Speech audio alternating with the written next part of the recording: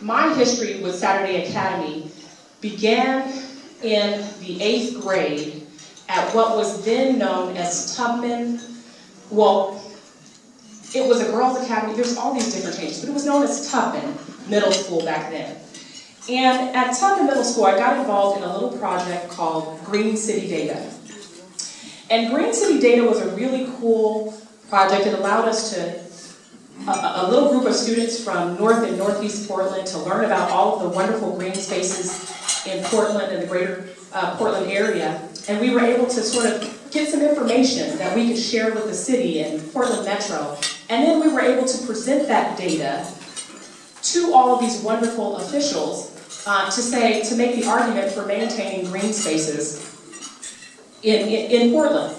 And as a consequence of that work, this was about 1995, I got a letter that my husband somehow kept. We have a little proud wall, and I guess there's a booklet where I kept the letter. I got a letter from the, back then, U.S. Senator Mark O. Hatfield. And Mark O. Hatfield, and we have just proof of it, so we sent it to Angela so she can send it out to all of you just because you know that it's true. And here's a part of what the letter said, because I thought that this was really powerful. So U.S. Senator Mark O. Hatfield wrote this, and it was addressed to me. Dear Alisha, a part of what he said: you deserve recognition for your stewardship of our beautiful state. And then another quote was that you are learning ways in which we can rediscover or redouble our efforts to protect and conserve our state's most valuable resources. This is little old me, North and Northeast Portland, working on a Green City Data project given to me through this opportunity through Saturday Academy. So that was my first experience with Saturday Academy. And at the time, I want to give honor to the great and late Gail Whitney, who was a wonderful mentor to me. She became a friend and very much like a mother in many regards. I spent a lot of time with Gail Whitney. And it was Gail at the time who said to me, Alisha, there's something about you, little girl, that I think we can work with. And at the time, she had been spending a lot of time at the Oregon Graduate Institute and had been doing a lot of work at Oregon Health and Science University as well.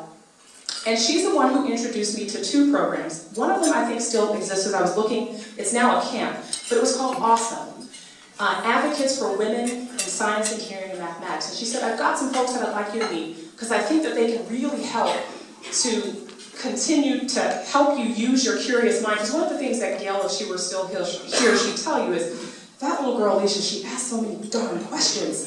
And I didn't always have the answers, but the one thing I loved about Gail is that even though I had a lot of questions and I saw her as this brilliant, talented woman, she was honest and genuine enough to say, look, little girl, I don't know, but we can discover the answer together, which was the beginning of a really powerful mentorship relationship. So through my relationship with Gail Whitney, I was able to move forward and meet lots of wonderful women doing cool things in the community, doing research, leading labs when they were PIs of their labs. And then from there, Gail said to me, Alisha, there's a wonderful experience called Apprenticeships in Science and Engineering. And this was about my sophomore year in high school.